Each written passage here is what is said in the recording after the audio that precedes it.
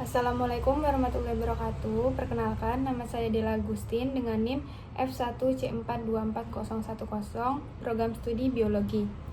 Di sini saya akan menjelaskan tentang materi dinamika, yaitu gaya gesek. Ini merupakan tugas UTS Fisika Dasar dengan dosen Bu Yoza. Yang pertama, ada pengertian gaya gesek.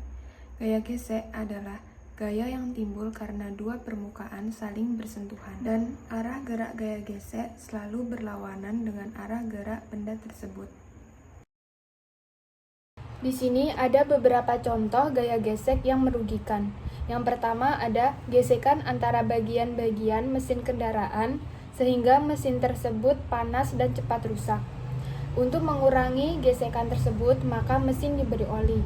Yang kedua, gesekan antara udara atau angin saat mobil atau pesawat saat bergerak, sehingga mengurangi kecepatan. Maka bentuk mobil atau pesawat dibuat aerodinamis. Di sini ada contoh bentuk mobil yang dibuat secara aerodinamis. Selanjutnya ada beberapa contoh gaya gesek yang menguntungkan. Yang pertama, prinsip gerakan pada piringan rem sepeda motor dan rem karet dengan pelek roda sepeda, sehingga kelajuannya dapat dikurangi. Yang kedua, gaya gesek antara tubuh kita dengan benda-benda lain, sehingga kita dapat berjalan dan memegang benda. Selanjutnya, ada macam-macam gaya gesek.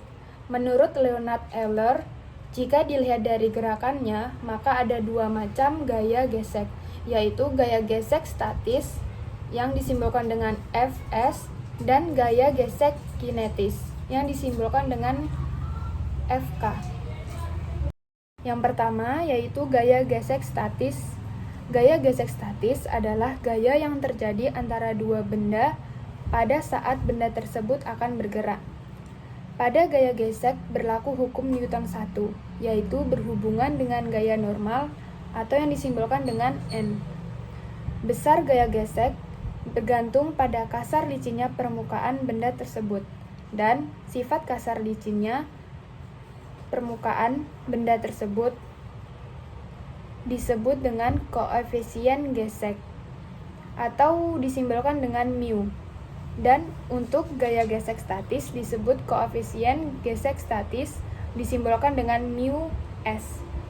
Di sini ada rumus gaya gesek statis, yaitu Fs sama dengan mu s dikali N, dengan dimana Fs adalah gaya gesek statis, mu s adalah koefisien gesek statis, dan N adalah tekanan normal. Yang kedua, ada gaya gesek kinetis. Gaya gesek kinetis adalah gaya gesek yang terjadi antara dua benda setelah benda tersebut bergerak. Gaya ini menyebabkan gesekan dan energi yang hilang dalam bentuk panas.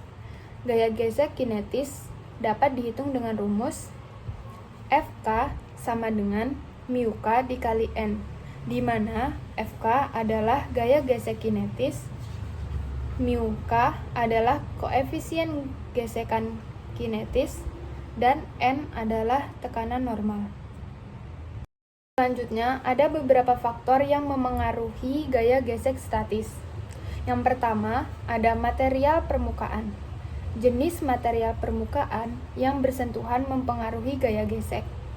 Yang kedua, tekanan normal. Tekanan normal yang diterapkan pada permukaan yang bersentuhan. Yang ketiga, kerapatan permukaan.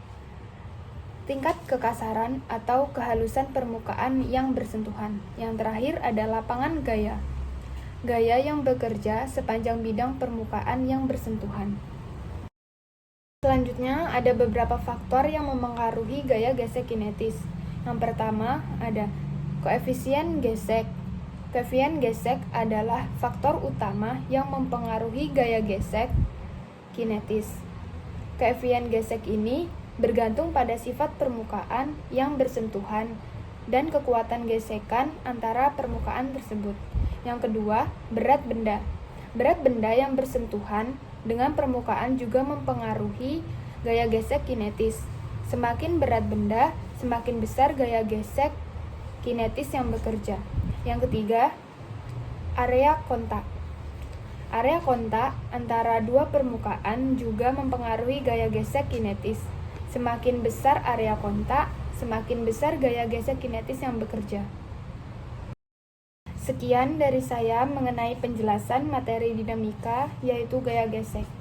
Saya akhiri, wassalamualaikum warahmatullahi wabarakatuh.